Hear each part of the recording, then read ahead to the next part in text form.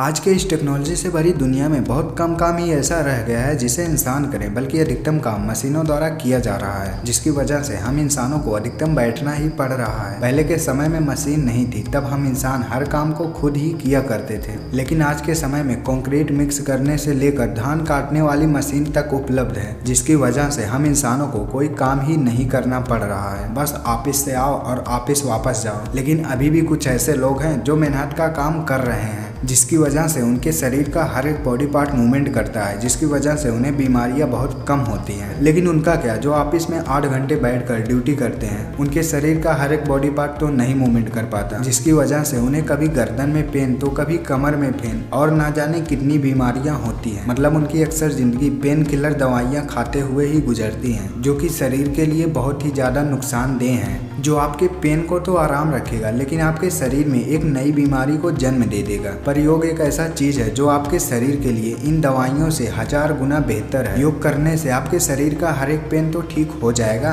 और योग की सबसे अच्छी बात यह है कि अगर आप इसे सही तरीके से करते हैं तो आपके शरीर में और कोई दिक्कत नहीं होगी। तो इन्हीं सब बातों को देखते हुए मैं आपके लिए कुछ ऐसे योग लाया हूँ जिसे करने से आपकी जिंदगी नॉर्मल रहे, और अगर आप इसे डेली करते हैं तो आपके शरीर में कोई ऐसा पेन नहीं रहेगा कि आप चल फिर ना पाएं। थंबनेल में आपने जिस पॉइंट को देखा, अगर उसमें से आपको किसी भी जगह पर पेन है तो इस वीडियो को पूरा देखना। इस वीडियो को पूरा देखने के बाद आपकी ज़िंदगी बदलने वाली है। तो शुरू करते हैं योग के इस अध्याय को। नंबर 1, अर्धमैत्रेयी आसन। सबसे पहले मैं इस आसन का फ़ायदा बता देता हूँ। इस आसन से आपके गर्दन और गर्दन के हल्का सा नीचे इस पॉइंट पर अगर आपको पेन है तो इस योग से ठीक हो जाएगा। पर इस योग का फ़ायदा यहीं पर नहीं खत्म होता। अगर आपके कमर और इस पॉइंट पर जिस जगह के पेन को साटिका बोलते हैं, अगर यहाँ पर पेन है तो इस योग को करने से ठीक हो जाएगा।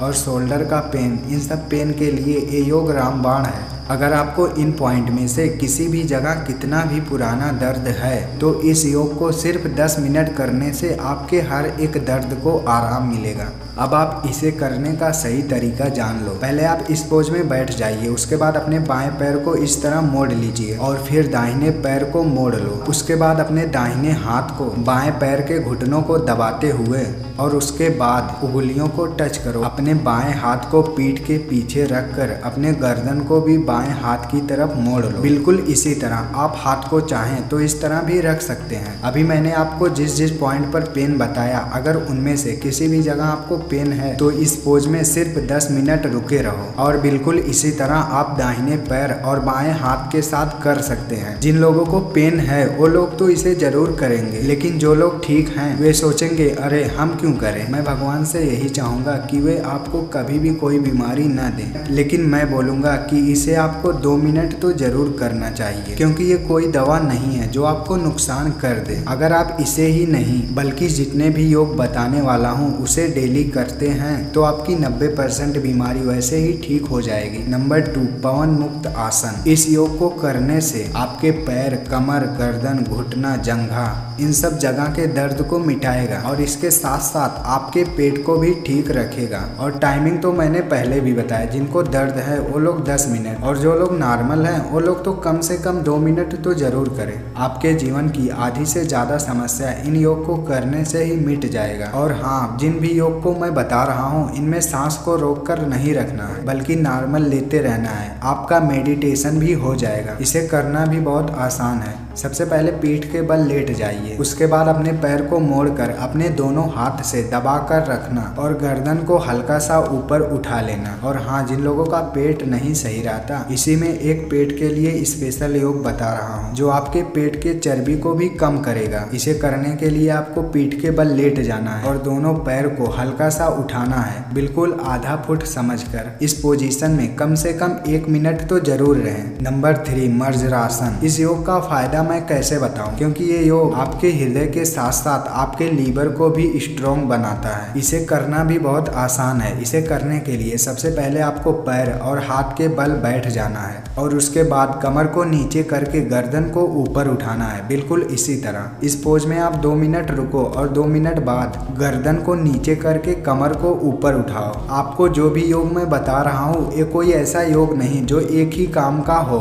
बल्कि ये आपके बहुत सी बीमारियों को भी ठीक करेगा। योग का मतलब ही यही है। जब आप जिम करते हैं उसमें जैसे डंबल उठाना हुआ, पुशअप मारना हुआ, ये सब आप बहुत जल्दी जल्दी करते होंगे ताकि आपकी बॉडी बन जाए, लेकिन योग इसका बिल्कुल उल्टा है। जिस तरह आप जिम को जल्दी जल्दी करते हैं, योग में उसी तरह आपको ठहरना पड़ता है ताकि आपके मसल्स पर तनाव जाए और आपका शरीर मजबूत रहे। नंबर 5, गौमुख आसन। ये भी आसन काफी फायदेमंद है। जैसा कि मैंने पहले भी बताया कि ये एक बीमारी के लिए नहीं बता रहा हूँ, बल्कि ये योग आपके बहुत से बीमारी में काम करेगा। इसे करना भी बहुत आसान है। अपने दोनों पैर को इस तरह एक दूसरे के ऊपर रखकर बैठ जाना। उसके बाद कमर को सीधा रखकर जिस तरफ का पैर ऊपर है उस तरफ के हाथ को नीचे, और जिस तरफ का पैर नीचे है उस तरफ के हाथ को ऊपर, बिल्कुल इसी तरह करके बैठ जाना है। आज के इस समय में बहुत देरी तक मेज और कुर्सी पे बैठने की वजह से कभी कभी पैरों में पेन होने लगता है, तो मैं लाया हूँ पैर के लिए एक स्ट्रेचिंग एक्सरसाइज, जिसे करने से आपके पैर का हर एक दर्द खत्म हो जाएगा। सबसे पहले आपको पीठ के बल लेट जाना है। उसके बाद जिस पैर में दर्द है उसे ऊपर उठाना है और दूसरे पैर को सीधा रखना है। याद रखें, पैर उठाते समय आपका घुटना नहीं मुड़ना चाहिए, पैर बिल्कुल सीधा रहे। अपने हाथ से एक पैर को सिर की तरफ खींचे,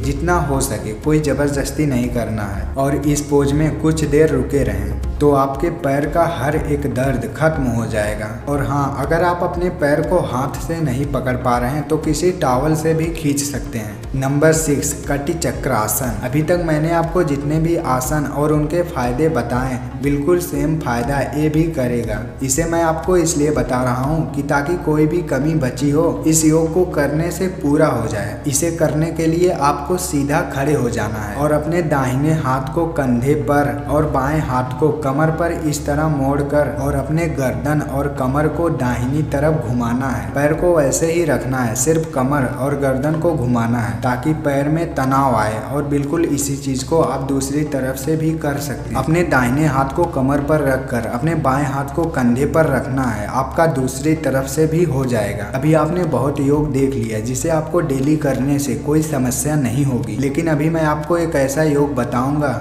जिसे आपको हर दिन तो करना ही है। लेकिन अगर आपके पास किसी दिन टाइम नहीं है तो उस दिन इस योग को सिर्फ 5 मिनट कर लेना, आपकी पूरी बॉडी मेंटेन रहेगी, जिसका नाम है हस्त उत्तान आसन। इस आसन को करने से आपके पूरी बॉडी पर तनाव पड़ेगा, जिससे यह योग आपके हर एक समस्या को खत्म करेगा। इसे करना भी बहुत सिंपल है, इसे आप कहीं भी कर सकते हैं। सिंपली आपको पैर की एड़ियों को उठाकर अपने दोनों हाथ को लॉक करके ऊपर की तरफ तानना है, जिससे आपके पूरे शरीर पर तनाव पड़ेगा। और इस पोज में आपको 5 मिनट रुक कर रखना है। और हाँ, जाते जाते एक बात और बता देता हूँ कि कुछ लोग खाना खाने के 1-1.5 घंटा बाद योग को करने लगते हैं, क्योंकि उन्हें लगता है कि अगर खाना खा के टहल सकते हैं तो योग भी कर सकते हैं। लेकिन ये बिल्कुल गलत बात है, क्योंकि योग अलग चीज़ है और टहलना और कोई काम करना अलग चीज़ है। तो हर बार जब भी आप योग करें तो खाना खाने के 6-7 घंटे बाद ही कोई भी योग करें। उम्मीद करता हूँ कि आपको इनमें से सब योग पसंद आया होगा और आप इसे जरूर करेंगे, क्योंकि योग करेंगे तभी आज के इस जमाने में सुखी रहेंगे। चलो अब वीडियो को लाइक कर दो और चैनल को सब्सक्राइब करके बेल आइकन को ऑल कर देना, ताकि मैं कोई भी वीडियो अपलोड करूं आप तक सबसे पहले पहुंचे। और कमेंट में बताना कि पहले आप योग करते थे कि नहीं।